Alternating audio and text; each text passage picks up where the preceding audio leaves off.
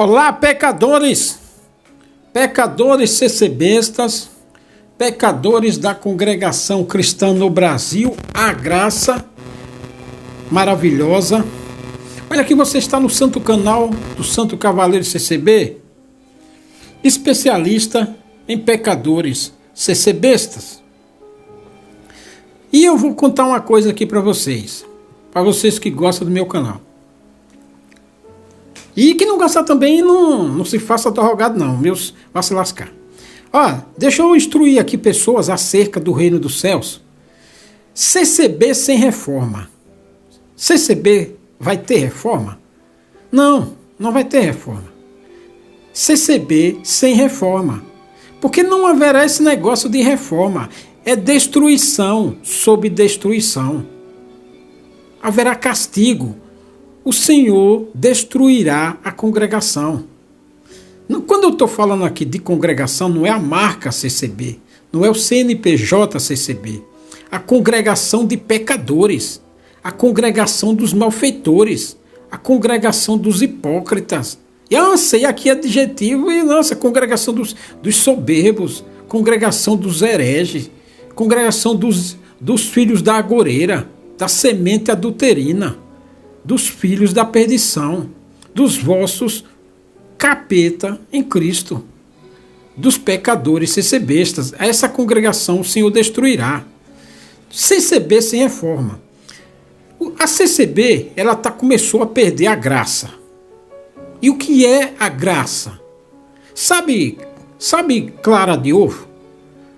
Tem gosto na clara de ovo? Você cozinha um ovo, você come a clara do ovo? Tem gosto na clara do ovo? Não é um tédio?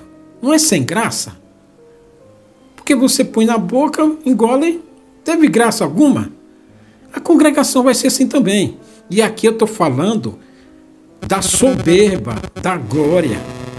Sabe? Então a congregação vai perder a graça.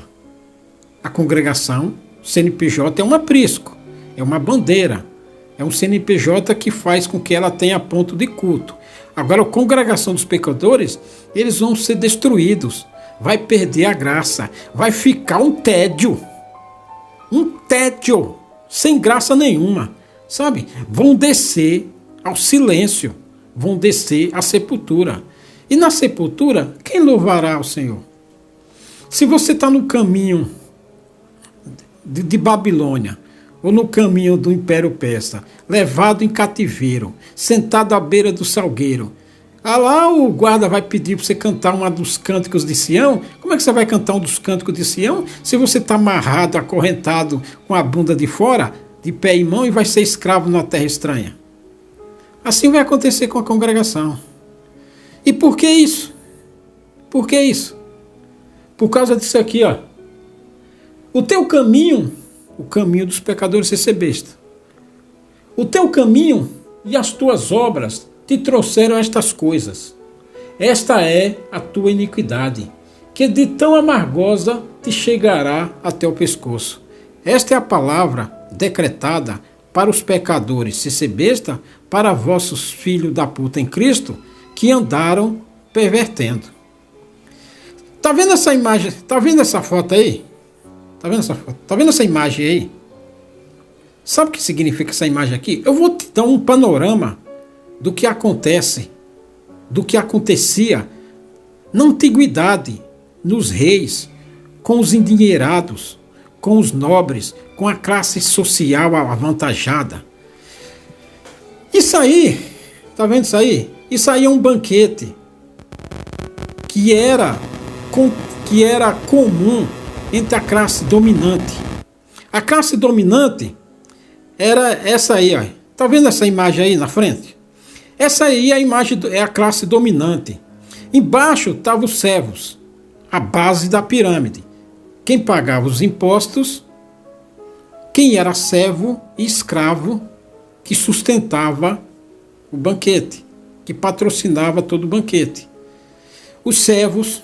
Aí tinha os camponeses, a pirâmide social da antiguidade no tempo dos reis. Também isso no povo de Israel, entre os reis de Israel. Era a mesma coisa, tanto faz. Tanto faz os reis de Israel, os reis da Síria, os reis do Egito, os reis da Mesopotâmia, os reis, enfim, todo o povo. O rei dos caldeus, na Babilônia, o reino persa, em todos os reinados na antiguidade, era assim que funcionava. Eram os servos, os camponeses, os soldados, os abades, os bispos, os senhores, os cavaleiros, que era considerado nobre, os duques, os condados, o alto prelado, o alto clero da igreja e depois em cima o rei. Porque era gente influente. Chega uma base da pirâmide assim, os que tinham dinheiro era gente influente. Sabe? Então essa era a nobreza essa era a nobreza. E os servos eram de mais baixa qualidade, assim que nem é a viúva, que dava moedinha e muitas moedinhas patrocinava a orgia. Isso aí é um banquete. Na verdade era mais luxuoso do que aí.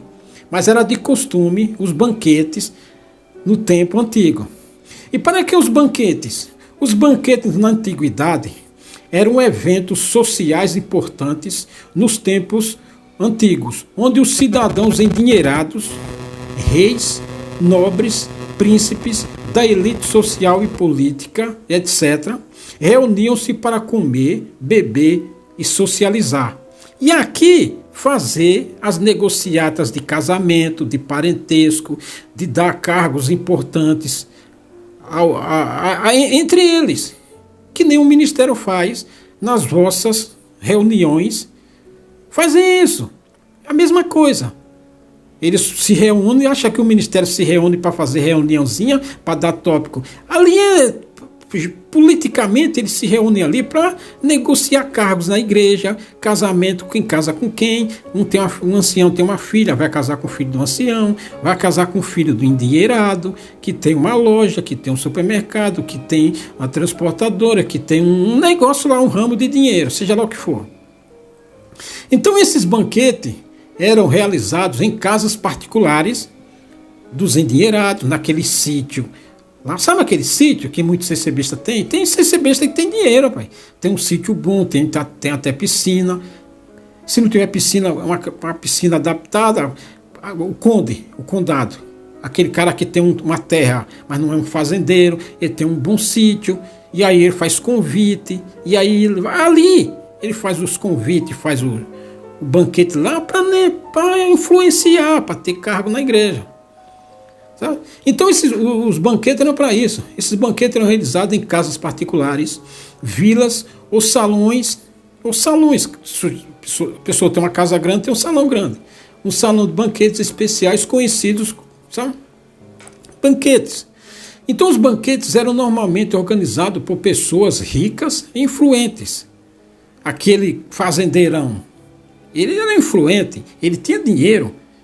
Ele era um industrial, ele tinha dinheiro para ajudar o rei. Ele se assentava junto com o rei no banquete.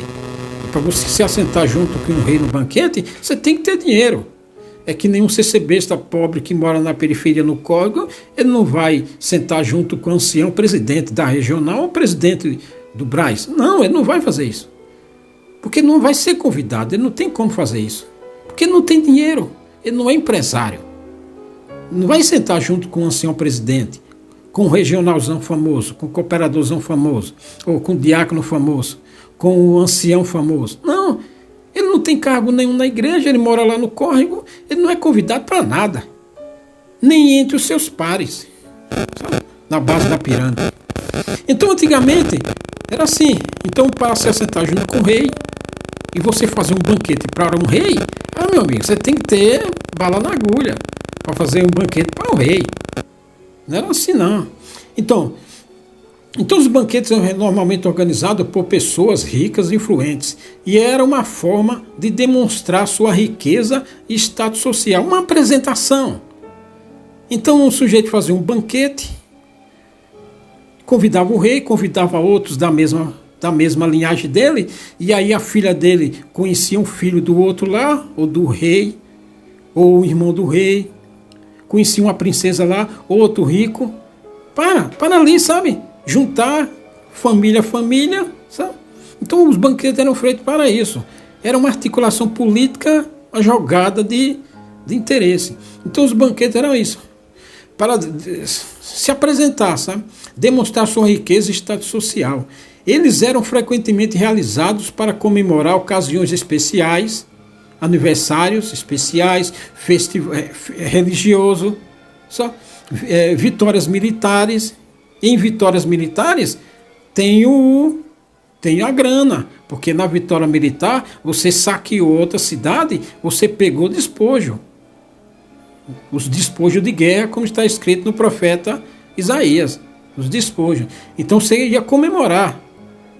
Você tomou a coroa do rei lá, tomou ouro, tomou prata, tomou tudo. Então você comemorava vitórias militares, casamentos ou aniversários.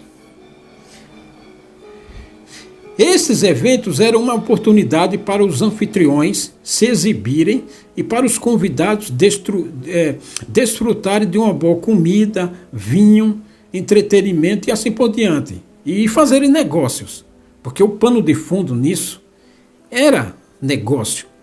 Era casar com quem, era se aparentar com quem, era ter influência no rei, ter influência no condado, lá na terra, para dar ordem, para governar, sabe? Que nem lá na Macedônia, que o Alexandre o Grande quase foi morto por causa dessa conversa, por causa desse negócio aqui. Né? Os banquetes eram conhecidos pela sua opulência e ostentação. Claro, vai fazer banquete para outro rico, tem que ser opulento. Quando o outro rico também for fazer, você vai chegar lá e vai ter opulência, vai ser honrado. Você honra e é honrado. E aqui é mão dupla. Você faz um banquete para o rei, quando o rei faz um banquete, vai te convidar, mas aqui era só gente grande.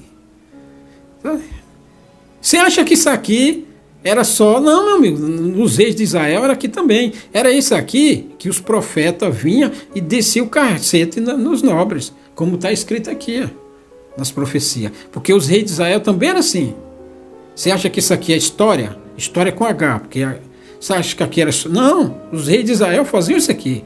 Os persas faziam isso aqui, os caldeus, porque Israel pousava de ser povo de Deus, mas ele faz o que o mundo fazia. Assim como os pecadores e bestas que pousam de que está fora do mundo, fazem igualmente ou pior. Pior porque eles sabem que não podem e assim mesmo eles fazem, para não ficar com vergonha, que eles não querem ser diferentes. Então os banquetes eram conhecidos por essas coisas assim.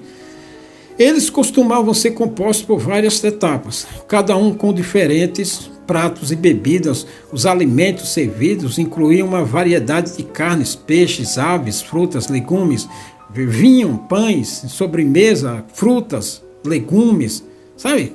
Coisa temperado com especiaria da Índia. Pratos famosos, incluindo leitões assados, aves exóticas, morus, mariscos, é tudo do bom e do melhor. Tinha dinheiro para isso, sabe? Durante esses banquetes, os convidados eram reclinados em sofás de destaque. Encher a pança, tem que ter uma boa poltrona para ele se esparramar, né? Que nem um ancião. Tem que ter uma boa poltrona na varanda, porque depois dele encher o rabo e tomar aquele vinhozinho com moderação, porque para o ministério você não é proibido beber, só que beba com moderação. Tomou aquela cachaçinha ali, aquela cervejinha, aquele vinho, sabe? Vinho. Aí se panturrou de comida, sentou ali na poltrona para passar o efeito do álcool um pouco, para não correr o risco do guarda na rodovia pegar, porque aí é B.O. e dá escândalo. Então tem se empanturra de comida e senta naquela poltrona na varanda e fica ali peidando. Sabe? Já fez a sua jogatina. Então geralmente havia sofás dispostos para eles, sabe, se encostar, dormir um pouco, tirar um cochilo. Essa posição é considerada luxuosa. Luxo. Aqui o espírito da luxúria, da glutonaria. E como diz Salomão, um homem peca por um bocado de pão. Salomão disse isso. Por um bocado de pão, o homem prevarica. Porque o homem não vai... Quando o Salomão fala que pelo um bocado de pão a pessoa prevarica, porque ali na mesa, regada a vinho, a música, que ele se altera como Herodes fez com João. Foi na mesa de jantar. Tá, toma uns vinhos, toma as cachaças, tá ali naquela euforia. Aí tem mulher. Isso aqui é o que? Luxúria e glotonaria. A pessoa se entrega aos prazeres da vida e ali faz besteira. Por isso que Salomão disse que pelo bocado de pão o homem prevarica, como Esaú fez. E olha que Esaú nem estava bebendo, e assim mesmo fez. Então, é isso aqui. É nessas jantares aqui que o ancião prevarica. Porque aí é o nepotismo, é o parente casa com outro ancião, é os endinheirados, e depois o endinheirado faz um banquete lá, convida o ancião, aí o ancião, quando precisa de alguma coisa, liga para o endinheirado, e aí ajuda ele, aí ele não padece necessidade, não sofre necessidade, porque ele tem um amigo. O ancião tem um amigo que tem dinheiro, tem um amigo médico, tem um amigo juiz, tem um amigo que tem, sabe? Na hora da necessidade, ele liga, manda uma mensagem, e aí ele não passa a prova. E aí ele se esquece aqui, ó. Aí ele cai no 3 de Eclesiastes, e aqui, ó, o teu caminho e as tuas obras te trouxeram estas coisas. Esta é a tua iniquidade, que de tão amargosa te chega até o pescoço. E ele se esquece que está escrito o castigo. Quando ele está no banquete, ele não se lembra nada disso. Ele quer aproveitar ali a preparação. Sabe a preparação? Além da comida, os banquetes também incluíam entretenimento, músicas, dançar, lógico. Músicas, dançarinos, acrobatas, o bobo da corte era contratado para apresentar todo o evento. Também era comum ter jogos, como jogos de dados para os convidados se divertirem. Claro, tem que ter entretenimento, né? Também era comum ter jogos. E aquilo lá naquele tempo dependia da tribo, né? Cada tribo, cada povo tinha o seu jeito de entreter, né? Os banquetes eram um importante aspecto na cultura. No tempo passado era isso que dava. Tanto que o exército, muitos dos Jogos Olímpicos saíram do exército, porque o exército ficava ali sitiado uma cidade, e aí para entreter, para passar tempo, o que é que eles faziam? Inventavam jogos para se divertir, para o tempo passar. É daqui que surgiu. Eles eram uma oportunidade para as pessoas se encontrarem. Nesses banquetes era uma oportunidade para as pessoas se encontrarem, os ricos, os endinheirados se encontrarem, os comerciante que comercializava ouro, comerciante que negociava púrpura. Púrpura era uma coisa muito cara, era um tecido muito caro. Comerciante que negociava linho do Egito, comerciante que negociava pérolas, joias preciosas, diamante, a safira, sabe? Pedras preciosas, tinha comerciante para cada uma dessas coisas. O linho, a púrpura, o carmesim, linho, tecido fino, tapete e peça, especiarias, sabe? Então esses banquetes, esse tipo de gente que era convidado. E ali, numa negociação, ali podia sair uma propinazinha, um presentinho por debaixo do pano. Sabe? E é ali que se conheciam, era ali que se aparentava, rico com rico. Ali estava a filha do endinheirado, estava o parente do rei, do governador, e ali o comerciante tinha uma filha, aí já apresentava, já marcava outro lance, outro esquema para algum lugar, aí cada um levava seu parente, sua filha, seu filho, e ali juntava rico com rico. Havia um comerciante que negociava púrpura, outro negociante que negociava joias, outro negociante que negociava alguma coisa, e aí aquele lá é o governador que era o chefão, e aí aquele comerciante molhava a mão do governador para alguma coisa, para algum negócio. Sabe? O governador afrouxava os impostos e ele dava um por fora. Era tudo nesses banquetes que era juntado isso. Aqui que era o capeta. E o plebeu. E o servo. Estava lá, e o camponês que estava trabalhando lá na roça, não sabia nada disso. Ele era servo, ele era escravo. Garra, mixaria. Esses banquetes eram para isso. No povo de Israel também. Pensa que é fácil? É por isso que os profetas, quando profetizavam contra o povo de Israel, porque justamente eles faziam isso também. Porque o povo de Israel fazia o que todas as outras nações faziam, inclusive isso. O rei, os Manassés da vida, os Ezequias, sabe? Fazia tudo isso aqui. Convivência sendo posicionada de acordo com a posição. Então, além disso, os banquetes também refletiam a hierarquia social da sociedade. Claro, aí, os banquetes eram... Então, o clero da igreja, o alto clero da igreja, o sacerdote, o sumo sacerdote, estava lá nesses banquetes. Junto com o rei. Junto com os seus subordinados da alta cúpula da igreja. Certo?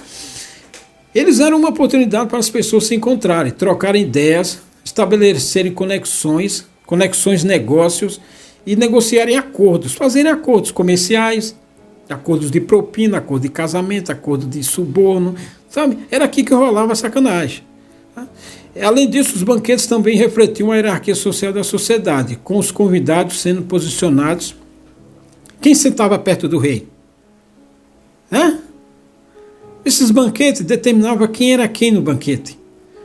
Tinha o rei, tinha a rainha, se não tivesse rainha, tinha um príncipe, tinha um comandante do exército, sabe? Tinha um endinheirado, quem tinha mais bala na agulha, quem era mais influente, mais estrategicamente na sociedade, o clero era um sujeito, o clero não era tão rico. O clero da igreja, o comandante da igreja, o sumo sacerdote da igreja. Porque no povo de Israel era o sumo sacerdote. Em outras igrejas, tinha o comandante da igreja. E porque o comandante da igreja ele tinha o poder de dominar os súditos da igreja, os súditos do templo, de comandar o pessoal do templo, de comandar a fé, a religião, para o povo não, por exemplo, fazer um motim. Então o clero, o alto clero da igreja, tinha lugar de destaque, porque ele era influente no meio do povo. Ele é quem botava o estatuto, ele é quem botava o tópico, o ensinamento, publicava a merda da circular. Então ele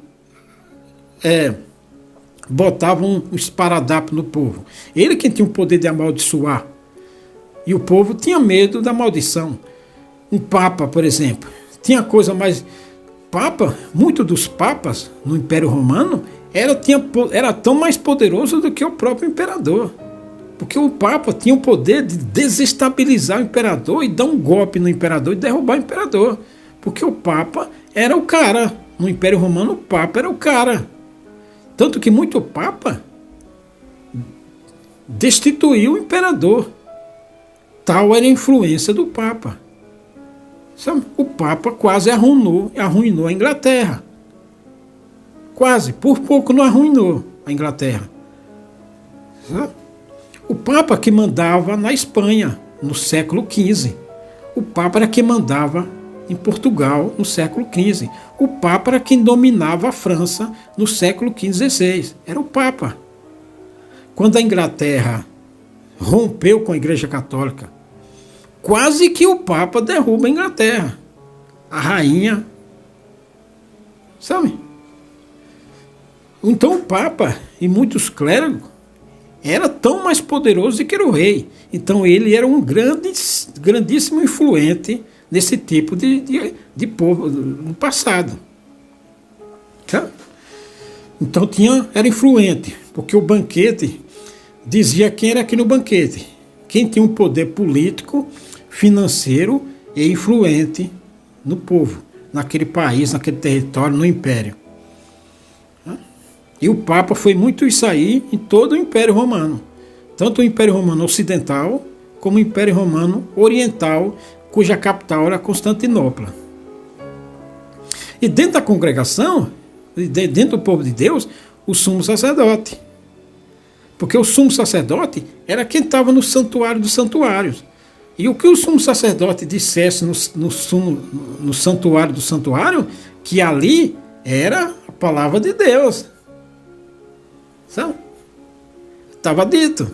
Então o sumo sacerdote poderia destruir o rei. Porque o sumo sacerdote poderia dizer para o povo que o rei era amaldiçoado, isso aqui, podia inventar a calúnia contra o rei em nome de Deus, e o rei estava lascado. Então o sumo sacerdote é estrategicamente influente, como sempre foi a religião, para bem ou para mal. Então o banquete era isso. No entanto, nem todos, claro, tinham acesso a esses banquetes extravagantes. Claro, o servo, o escravo, o plebeu, o camponês que trabalhava na roça, não podia nem chegar na rua desse banquete aqui, porque as ruas estavam fechadas, lá estavam os guardas armados. Aqui era só gente que tinha dinheiro. Não podia entrar, porque não tinha recurso, não tinha influência, não tinha condição, não tinha nada. Do povo vinham os impostos, o trabalho escravo, a mão de obra, e mal remunerada ainda, e se reclamasse, ainda ia para o tronco, ia ser banido, ia ser expulso, ia dizer que estava falando mal da obra, que estava contra o ministério, que estava contra o clero, que estava contra o monge da igreja, o bispo, estava contra Deus, era o herege, e ia para a fogueira, que nem muita gente foi, sabe? Porque estava contra o rei, e ser contra o rei é conspiração, pecado de morte, porque você podia estar sendo, se você criticasse o rei, fosse contra o rei, você podia ser considerado um espião, sabe? Um rebelde que estava fazendo uma insurreição contra o rei. Se você criticasse o clero, o sumo sacerdote da igreja, o todo-poderoso da igreja, você estava blasfemando contra Deus, porque o clero era mandado por Deus, assim como os reis também, muitos dos reis eram por Deus. E quem ungia o rei era o clero da igreja, o supra-sumo da igreja. Então, se você fosse um camponês e um soldado e um servo, e você criticasse um banquete desse aqui, você já era. Sabe? Então, era assim que funcionava. Os banquetes eram principalmente uma atividade da elite. Só elite social, política e dinheirado da igreja, do palácio, a coisa palaciana. Então, quem era servo? Quem era escravo? Difícil, mas você só podia ter acesso a um banquete desse se você fosse um herói de guerra, se você ascendeu no exército, aí foi galgando posições, capitão, general, e chegar a comandante militar, você ter acesso a uma coisa desse aqui, que nem alguns comandantes militares foram até imperadores na Roma antiga, sabe? Mas aí você tem que ser um herói mesmo, um herói. Pouca gente conseguiu isso, só pelo exército que talvez você conseguisse isso. E olhe lá para casar, porque o nome da família da mulher, para se casar com ela, você tem que vir, seu nome tem que vir de família tradicional e também. Então dificilmente você saía. Então na pirâmide social, se você fosse um servo, um escravo, você foi um servo, um escravo, porque você foi vencido pela guerra e foi levado como escravo. Ou você foi comprado no mercado de escravo, que antigamente tinha mercado de escravo. Então, nunca você ia sair dessa situação. Assim como você na congregação, você é batizado, você vem do Nordeste, é preto, ou vindo do Nordeste não tem formação acadêmica, não tem curso técnico, não tem bom emprego. Nunca você vai, no jeito que o ministério deu golpe aí, usurpou o poder de uns 40 anos para cá. Nunca você vai chegar no ministério. Você pode ter o dom que você for. Você pode ser um José do Egito, um Salomão. Pelo ministério nunca você vai chegar a lugar nenhum, porque você veio do mundão, você não é filho tradicional dessas famílias que estão aí na congregação há muito tempo no ministério. Ele lá faz as reuniões para fazer que nem esses canalhas que fizeram no passado. Eles fazem isso a mesma coisa, para negociar entre si, quem vai casar com quem vai para o ministério. Então, quando um filho de cooperador lá é levado para apresentar na reunião lá na cidade, já é carta marcada. Aí vai a prova, vai na reunião regional, a prova, vai na reunião no Brás, mas já está tudo negociado nesses banquetes. Tudo negociado, já está tudo macumunado. Por isso que os profetas iam lá e falavam aqui, ó, lava o teu coração da malícia, ó Jerusalém, para que seja salva. Até quando permanecerão no meio de ti os teus maus pensamentos? Gente mal já macumunando contra os pobres, que os pobres moravam nas aldeias, como Marta, Maria e Lázaro. Que os pobres moravam na periferia, porque não tinham lugar na sociedade corrupta de Jerusalém. Não, moravam na aldeia. E, porque não tinha lá. Lá eles não podiam viver. Tanto que para viver no meio daquela corrupção não é bom nem ver. Então por isso que veio os profetas, profetizando contra o povo de Jerusalém, contra a terra de Israel, porque eles faziam a mesma coisa que eu estou falando aqui. E aí os profetas veio.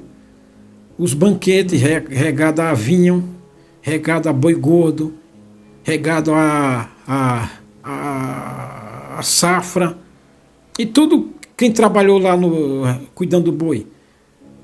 O boi, o sacerdote dizia para você levar o boi, a ovelha, a melhor que tinha, o melhor que tinha do boi, da uva, do trigo, da cevada, do linho, da especiaria, do cominho, para fazer o óleo.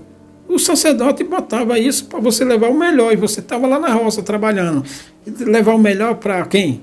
Para Deus? Não, para ele se banquetear. Levar o ouro, a prata, o incenso. Israel fazia a mesma coisa, por isso que os profetas foram. E o Senhor estava vendo tudo isso. Por isso que o Senhor mandou dizer que Israel ia ser levada cativa para a Babilônia, por causa dos pecados. E por causa disso. Porque o templo virou um covil de ladrões, como está escrito. Transformaram a casa, o templo do Senhor, no covil de ladrões. Faziam um banquete com lucro do pobre, do servo, da viúva. Entendeu? O teu caminho, as tuas obras te trouxeram estas coisas, e esta é a tua iniquidade, que de tão amargosa te chega ao pescoço. Pecou, sofre as consequências. Assim como aquele povo sofreu as consequências pelo pecado, esses pecadores e bestas de hoje é a mesma coisa. Eles praticam a mesma coisa, de formas diferentes, mas no fundo eles fazem a mesma coisa. Sabe? Aí pega as coletas, arrecada as coletas em nome de Deus, a pretexto que vai dar para pobre, e eles vão vadiar em nome de missão da obra. E aí a cesta básica do miserável lá é assim, é uma migalha. E vai fazer templo, e vai fazer aquilo, e põe tópico, e tira tópico. E banquete nas congregações, no salão da igreja lá embaixo. E aí se macumuna para aquele vai para filho de cooperador, aquele vai para cooperador, aquele vai cooperador de jovem, aquele filho do ancião vai para cooperador de jovem, aquele é neto, aquele é o genrinho, e aí irmão é ancião, diácono, família toda do ministério. E aí, se você chega lá, vem do mundão, é o nordestino, por exemplo, e tiver dom, e tiver visão de Deus, tiver virtude de Deus e valores de Deus e do Senhor Jesus, você não tem espaço nenhum. Por quê? Porque o negócio já está entre eles. Eles fizeram uma pirâmide social influente, e quem tem qualidade, quem tem valor perante o Senhor, não tem oportunidade, não tem brecha. Porque você é considerado como um servo, não é considerado da nobreza, porque a nobreza e o clero, os comandantes, já estão tudo macumunado e fizeram lá, se protegeram lá para ninguém entrar. Entendeu? Por isso, do 3 de Eclesiastes. No tempo determinado, que chegou, por isso que eles já começaram a sofrer as consequências. Por isso que não haverá reforma, haverá destruição desta geração. A geração adúltera e maligna. Pegou a visão do cavaleiro aqui? Essa é assim, meu. Por isso que está descrito aqui todo o cativeiro, toda a destruição de Jerusalém, porque fizeram o que todo mundo fazia, e se acha que isso aqui está escrito aqui porque já foi. Não, todo mundo que pecar tem as mesmas consequências. Os pecadores CCBistas também têm as mesmas consequências, que praticam os mesmos pecados. Os vossos capeta em Cristo sofrerão as mesmas consequências, porque cometeram os mesmos pecados. Só mudou as formas, mas o intento maligno é o mesmo. A macumunação é a mesma. Até mais.